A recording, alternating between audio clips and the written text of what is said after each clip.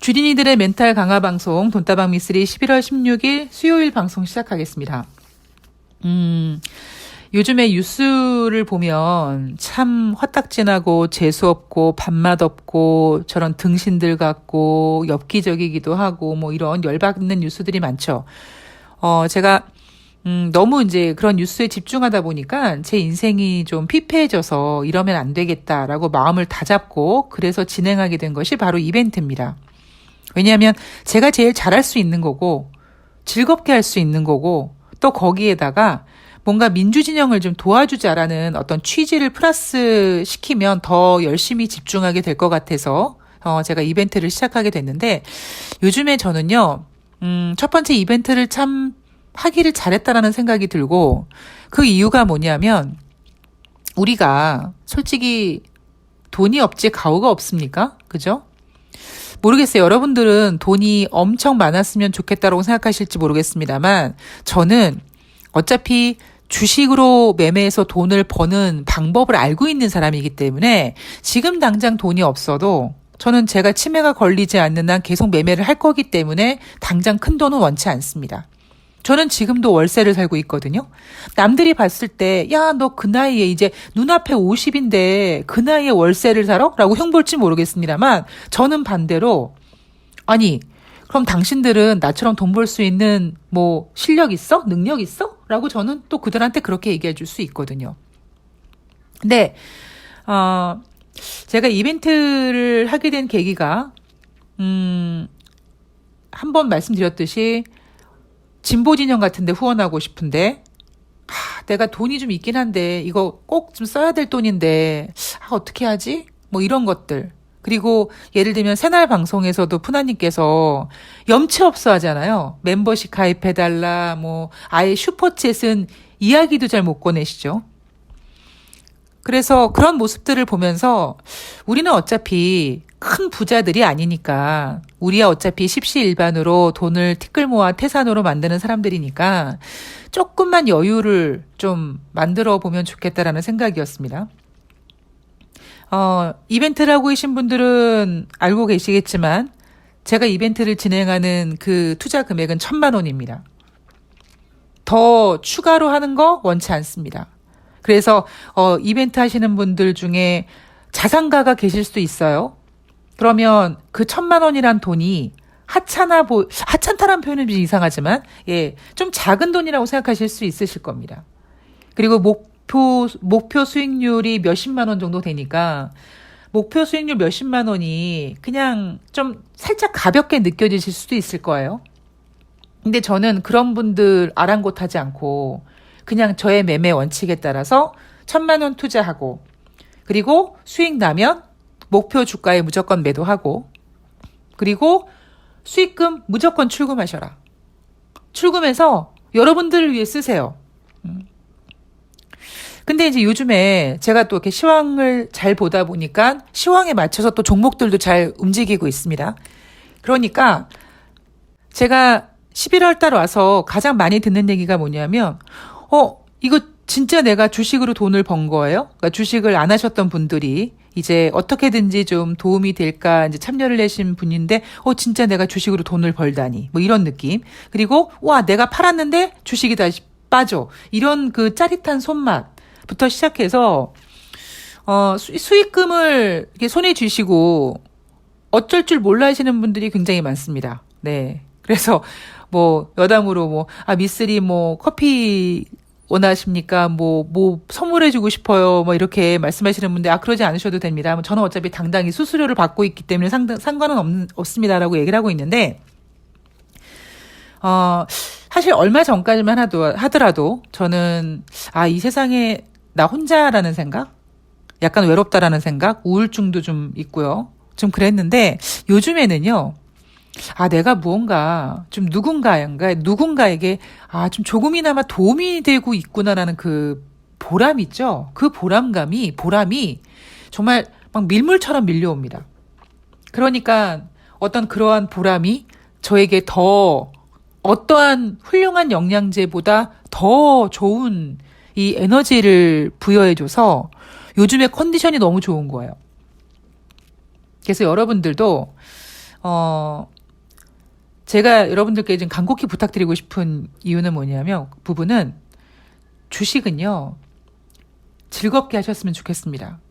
내가 돈을 벌기 위해서 주식을 하는데 왜 주식을 사놓고는 그렇게 속상해하고 돈 잃고 힘들어 하십니까? 그럴 바에는 주식을 안 하시는 게 나아요. 주식이랑 안 맞는 분입니다. 제가 몇 번 말씀드렸죠?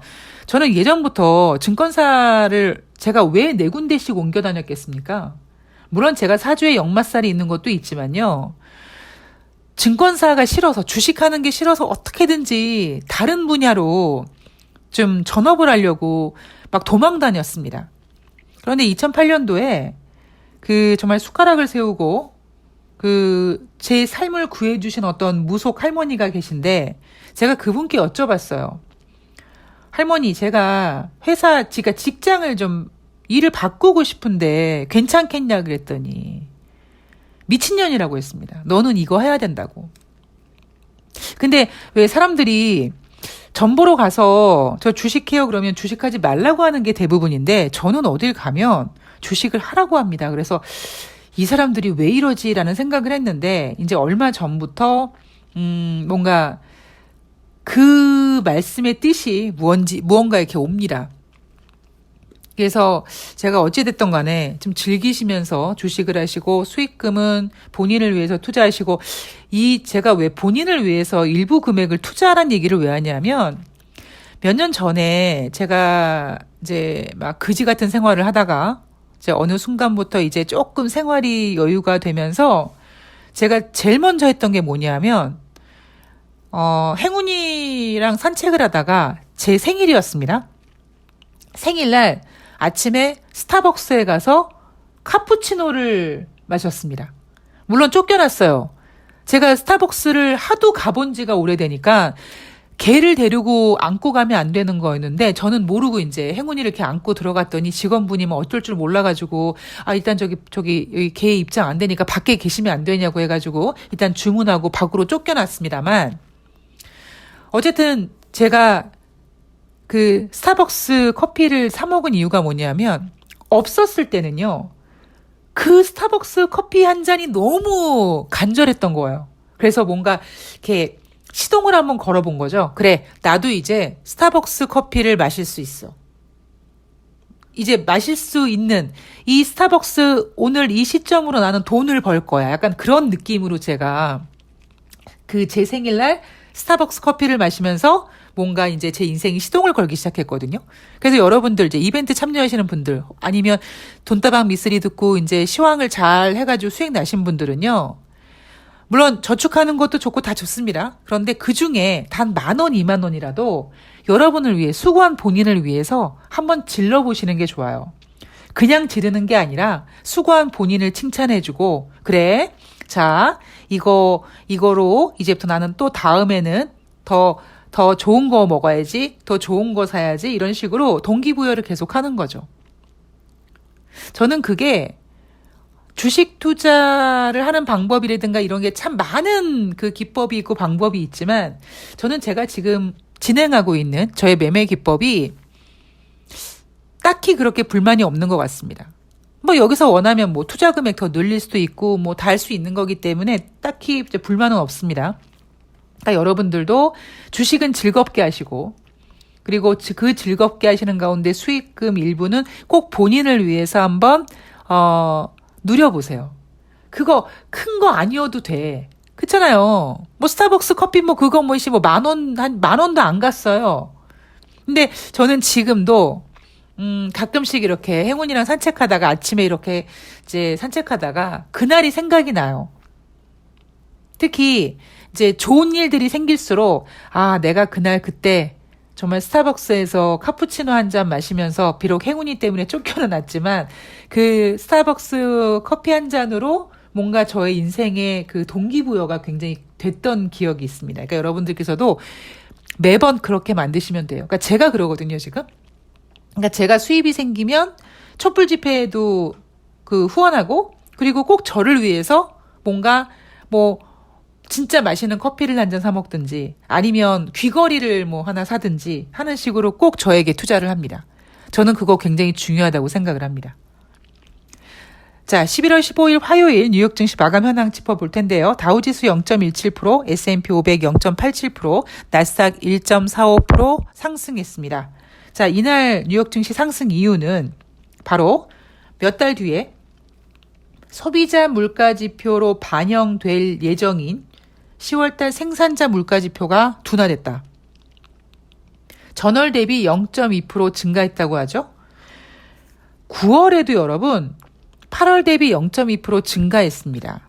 즉 그 얘기는 전월 대비 증가세는 변동이 없었다. 자, 미쓰리가 여러분들께 가스라이팅하는 것 중에 하나가 뭐냐면 여러분 돈은요, 경제는요, 무조건 부피가 커져야 됩니다. 무조건 앞으로 나가야 됩니다. 라고 얘기하고 있죠. 왜냐하면 우리가 이자라는 개념, 그 이자라는 개념이 바로 시간에 대한 가치입니다. 시간은 지금도 똑딱똑딱 지나가고 있는데 지금 가만히 있는 돈이 그 똑딱똑딱 지나가는 그 시간 가치가 더해져서 돈이 불어나야 되거든요. 경제도 마찬가지입니다. 따라서 경제 지표도요. 계속 좋아져야 돼요. 계속 증가해야 되고 물론 침체 때는 거꾸로 마이너스 전환되거나 둔화되겠죠.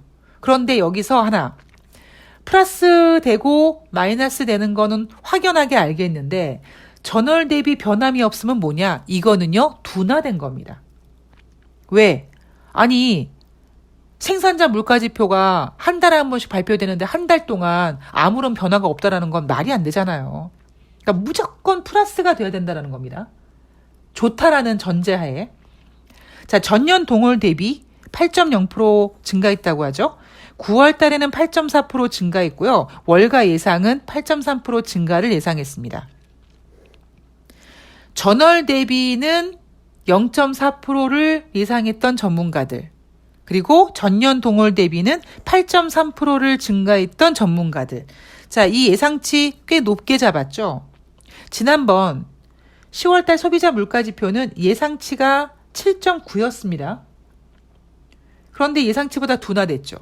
이번에도 마찬가지로 예상치보다 훨씬 더 둔화된 모습을 보이면서 뉴욕 증시가 상승한 이유는 이제 진짜 인플레이션 정점을 찍었구나라는 겁니다. 자, 그리고 11월 달 제조업 지수, 엠파이어 스테이트 뉴욕주 제조업 지표라고 불리우는 지수도 10월 달에는 마이너스 9.1이었는데 11월 달에는 4.5로 플러스로 전환됐습니다. 이 엠파이어 스테이트 제조업 지표의 기준은 제로입니다, 여러분. 제로 아래로, 즉 마이너스로 떨어지면 경기 위축이요, 플러스로 가면 경기 확장입니다. 자, 그런데 제가 여러분 경제는 심리이다 보니까 주식 시장이 좋으면 요런 경제 지표들이 플러스로 전환되거나 좋게 나오는 경우가 다반수입니다. 그래서 경제 지표는 모는 종이 계속 점을 찍어 나가면서 큰 흐름을 봐야 된다는 거죠. 자, 그리고 이번 주에 가장 핵심 포인트가 되지 않을까 싶은데요. 지난주에 소비자 물가지표, 이번 주에 생산자 물가지표, 자, 확연하게 둔화가 됐다. 자, 그런데 이제 우리가 경기 침체를 걱정할 만한 게 뭐가 있을까? 바로 소매 판매거든요. 이번 주 11월 18일 소매 판매가 발표가 됩니다. 소매 판매 발표 전에 소매업체들의 기업 실적이 지금 발표되고 있는데 월마트 실적 잘 나왔다고 하죠. 3분기 예상치를 윗도는 매출과 순이익을 기록했다고 합니다. 자, 그런데요. 여러분, 소매 판매는 미국은 소비 국가인데 소매 판매 지표는 인플레이션 지표에 포함이 되지 않습니다. 요거는 일단 염두에 두시고요. 자, 연준위원들, 이날은 애틀란타 연방은행 총재가 광범위한 인플레이션 완화 조짐이 보일 때까지 금리 인상을 계속해야 된다. 그런데 정책은 시간차를 두고 작동한다라고 했습니다. 자, 제가 요즘에 여러분들한테 제동거리 얘기해드리죠. 그 얘기하고 있는 겁니다. 그동안 워낙 유동성 덩어리가 크다 보니까, 질량이 크다 보니까 가속도가 한번 붙으니까 너무 거세게 힘을 발휘해서 금리 인상이라는 브레이크를 꾹꾹 밟아도 제동거리가 길게 그렇게 크게 떨어지지 않았죠.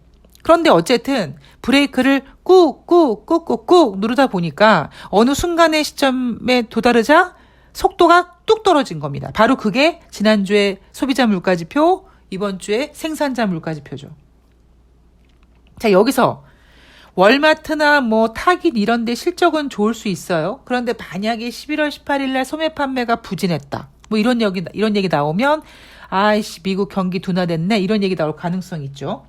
자, 이날 지정학적 리스크가 하나 발생이 됐습니다. 러시아가 우크라이나 주요 도시에 100발의 미사일을 쐈다고 하죠. 그중에 2개가 폴란드 국경마을 지역에 떨어져서 2명이 사망했다고 합니다. 이것 때문에 뉴욕 증시가 장중에 지정학적 리스크로 한번 흔들 했다가 다시 회복을 했어요. 자, AP통신이 미국 정보당국 고위 관계자를 그 말을 인용해서 러시아가 폴란드에 2발 쐈다 이렇게 얘기를 하니까 미 국방부는 이후에 해당 보도를 확인할 수 없다고 부정합니다. 왜일까요? 일단은 국가적인 문제니까, 민감한 문제니까 일단 난 모르겠는데 나 아직 그런 얘기 몰랐는데 이렇게 부인할 수도 있고요. 두 번째는 뭡니까? 주식시장을 지키기 위해서죠. 왜냐하면 여러분 올 연초에 뭐 러시아 디폴트 얘기 나오고 이러면서 러시아와 우크라이나가 전쟁을 하면서 사실 주식시장이 많이 힘들어했습니다. 제가 왜 많이 힘들어했다고 표현을 쓰냐면 다시 말씀드리지만 올해 연초에 아니죠. 작년 연말에 여러분 2022년 봄은 장밋빛 전망이었습니다. 왜요? 우리가 2020년부터 그렇게 힘들어했던 코로나 백신 맞고 치료제 개발되고 그래서 하늘길 열리고 도시 봉쇄 이제 재개되고 그래서 여행주, 뭐 항공주, 그리고 뭐 소비도 좋아질 거라고 해서 주식시장을 막 고를 외쳤던 때가 바로 작년 연말이었습니다. 작년 연초였습니다. 그런데 문제는 한 1월 달, 사실 대한민국은 항상 말씀드리지만 대통령 선거 앞두고 외국인들이 일단 12월 초부터 계속 주례장창 팔아대기 시작했고요. 그 와중에도 문제는 뭐냐면 바로 러시아와 우크라이나의 전쟁 때문에 주식시장이 안 좋았었단 말이에요. 연초반에. 여기에 러시아 디폴트 이슈도 있었고요. 따라서 지금 같은 분위기, 그러니까 아무 문제가 없을 것 같은 이런 분위기에서 시장은요, 이거 너무 시장이 좀 뜨거운데 뭐 하나 좀 이렇게 시킬 만한 재료 없을까 하고 들여다보게 됩니다. 그럴 때 이런 지정학적 리스크가 하나 툭 터져주면 시장 분위기가 또 세지면서 또 한번 그 레벨에 또 물갈이가 한번 되는 거죠. 항상요, 뭐든지 뭐 사랑이나 주식이나 계속 뜨겁기만 하면은요, 타 죽어요. 계속 냉랭하기만 하면 안 됩니다. 적당히 뜨거웠다가 너무 뜨거운가 싶으면은 거기다가 이제 찬물을 끼얹을 만한 무언가, 남녀 사이 같은 경우 이제 뭐 전 여자친구가 나타난다든가 뭐 돈 문제라든가 기타 등등의 이런 문제로 막 티격태격 싸우고 헤어지고 그런 냉랭함이 가다가 또 다시 화해하고 또 다시 더 뜨거워지고 이런 그 온냉이 왔다 갔다 해야 되잖아요. 그 온냉이 왔다 갔다 하는 과정에서 바로 그러니까 시황의 바운스라는 게 생겨나는 거 아니겠습니까? 그래서 미국 국방부는 러시아가 우크라이나 주요 도시에 100발을 미사일을 쐈는데 그중에 2발이 폴란드 국경마을에 떨어져서 2명이 죽었다. 이거요, 부각시킬 수 있으면 굉장히 크게 부각시킬 수 있는 문제가 될 수 있습니다. 그냥 조용히 넘어가지는 않을 거예요. 그래서 어쨌든 이런 이슈가 장중에 있었다라고 보시면 될 것 같습니다. 근데 우리나라 증시 같은 경우는 여러분, 북한이 미사일을 쏴도 상승하잖아요. 예. 그러니까 그만큼 지금 이 유동성이라는 녀석이 뭐 전쟁이라든가 미사일이라든가 뭐 핵실험 이런 거에 대해서 뭐 크게 그렇게 민감하게 반응하고 있지는 않은 것 같습니다. 자, 앞으로 증시에 대해서 어떤 그림들을 그리고 있느냐. 일단, 긍정적인 전망을 내놓고 있는 그 분들의 이야기를 들어보면 중국 코로나19에 대해서 만약에 도시 봉쇄 전면 재개방되면 주식이 2% 이상 상승할 것이다. 이런 전망도 있고요. 모건 스탠리 주식 담당 수석 전략가가 뉴욕 증시가 내년 초에 다시 신저점 추락 가능하다라고 했습니다. 약간 저랑 생각이 비스무리한 것 같긴 하지만 약간 다르기도 하죠. 제가 내년 초 1월달 혹은 3월달을 좀 조심하자라고 했던 이유는 바로 김진태 사태입니다. 김진태 사태가 여러분 뭐예요? 부동산에 관련된 겁니다.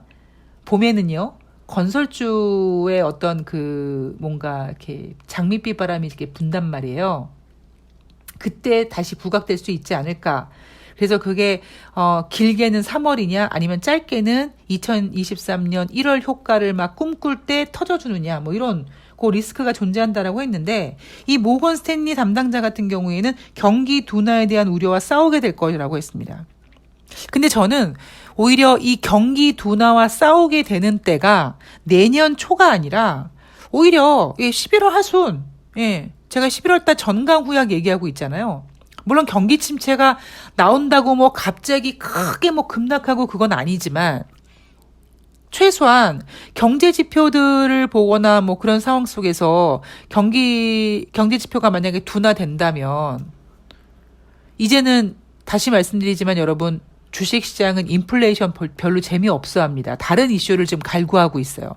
다른 이슈를 갈구하고 있는데 그 다른 이슈가 경기 침체냐 아니면 뭐 FTX 그 거래소 파산에 관련된 후폭풍이냐 아니면 이런 지정학적 리스크냐 뭐 이런 걸 수도 있고요.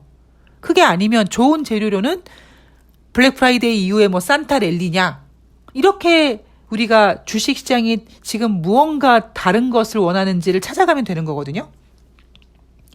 자, JP 모건은요. 주식 비중을 낮추라고 합니다. JP 모건은요. 지난번에 9월 달에 내놓은 그 시황이 뭐였냐면 10월 중순에 S&P 500 주식시장 뭐 20% 급락한다. 개폭락한다. 막 그랬던 애들이에요. 예. JP 모건이 그렇게 10월달 중순에 개폭락한다라는 그런 내용을 보면서도 저는 아니에요 여러분 괜찮아요. 10월달 주식시장 올라갈 거예요 라고 했죠. 자, JP 모건은요. 주식 비중 낮춰라고 합니다. 경기 침체 리스크가 아직 높다. 자, 10월달 소비자 물가지표는 변칙적인 결과일 수도 있다라고 합니다. 이 얘기는 뭡니까? 12월달에 발표되는 11월달 뭐 소비자 물가지표는 다시 증가세로 돌입할 가능성이 있다라는 겁니다.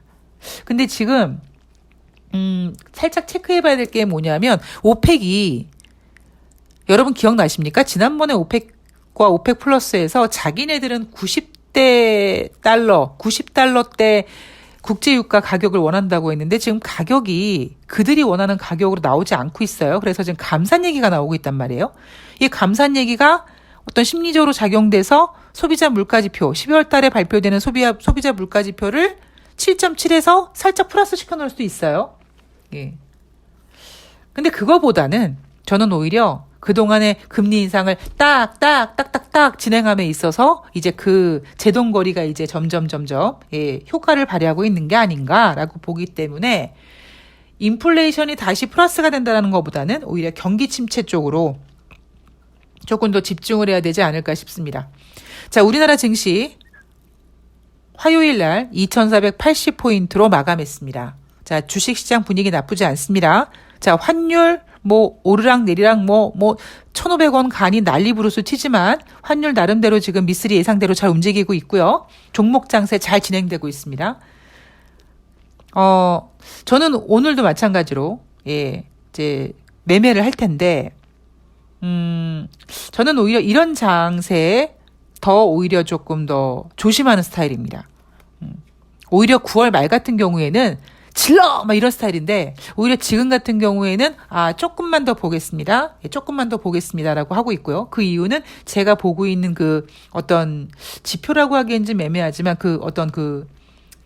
보는 그 뭔가가 있는데, 그게 조금 좀 신호가 좀 애매해서, 예, 지금 자리가 애매해서 좀 조심하고 있고요. 그리고 무엇보다, 화요일 날, 예, 바이오주들이 많이 올라갔죠. 바이오주들이 올라가는 거는요, 전 바이오주들 올라가는 거 굉장히 좋아합니다만, 주식시장 자체로 봤을 때 주식시장이 그렇게 질적으로 좋다라고 얘기할 수는 없습니다. 뭐, 이제, 그런 이유들 때문에, 예, 주식시장을 종목 장세기 때문에 종목이 활약을 하겠지만, 예, 지수는 잡아놓고 종목이 활약을 하겠지만, 그래도 대한민국 코스피 시장은 2,500포인트 탈환하려고 할 거고요. 2,000포인트 탈환하려고 하면서 종목 장세가 막 진행이 되지만, 너무 흥분하지 마시고, 예, 항상, 뭐, 다른 전문가가 흥분하라고 하면은 뭐, 그냥 하셔도 되는데요. 제 매매 원칙은 그렇습니다. 제가 여러분 성격이 지금은 그나마 좀 달쿠달쿠 산전수전 다 겪어가지고 그나마 이렇게 된 거죠. 옛날에 저는요, 증권사 직원 했을 때 현금 미수 10배씩 질렀던 사람입니다. 주식의 일명 몰빵을 했던 사람들이에요. 몰빵을 했던 사람입니다, 제가. 그래서 제 동료 직원들과 지점장들도 야, 너는 뭘 여자가 이렇게 매매를 그렇게 공격적으로 하냐라고 할 정도로 제가 정말 매매를 공격적으로 했던 사람이거든요. 근데 어떻게 됐겠습니까? 안 좋아졌겠죠? 예. 그래서 제가 저렇게 하면 안 되는구나. 신중해야 되는구나. 그래, 원금 지켜가면서 그래. 여러분 생각해 보세요. 한 달에 3%라고 칩시다. 예를 들면 한 달에 1년이면 얼마예요? 36%예요. 은행 이자가 뭐 지금 뭐 연 7%, 8%뭐 이런 얘기 나오잖아요. 뭐 특가 판문, 특가 뭐 적금 나오잖아요. 그래 봤자 6%, 7%, 8% 세금 떼면 한 자릿수예요. 그런데 주식은 매월 내가 원금을 지켜가면서 3%씩만 수익을 난다고 해도 1년이면 36%라고요. 주식은 그런 관점으로 접근해야 됩니다. 그래서 돈 많으신 분들은 오히려 제가 옛날에 공격적으로 막 테마 같은 거 추천하면 별로 안 좋아하셨어요. 되게 불편해 하셨어요. 그분들은 뭐냐면 항상 이주임 나는 은행이자 이상만 나오면 돼. 그 정도만 수익 나게 해주면 돼. 라고 하셨거든요. 저는 솔직히 그때 그게 뻥인 줄 알았어요. 뻥치시네. 속으로 그랬는데 아니었던 거죠. 그 은행이자보다만 높게만 나오면 돼. 그 말 속에 숨겨져 있는 그 깊은 의미를 좀 나중에 제가 알게 된 거죠. 여러분들도 주식은 치고 빠지는 게 아니라 꾸준히 내가 즐기면서 오랫동안 내가 투자할 수 있는 어떤 그런 그 게임이다. 투자 뭐 어떤 상품이다라고 생각하시면서 주식을 매매하셨으면 좋겠습니다. 자, 오늘 하루도 화이팅 하시고요. 저는 내일 목요일이니까 새날 방송 출연해야 되고 일단 어떤 내용이 나올지 한번 보고 제가 돈다방 미쓰리 방송해도 되겠다 싶으면은 방송 올려드릴 거고요. 내용이 너무 어렵다 싶으면 내일 방송 건너뛰고 금요일 날 돈다방 미쓰리로 찾아뵙도록 하겠습니다. 오늘 건강한 하루 되세요. 고맙습니다.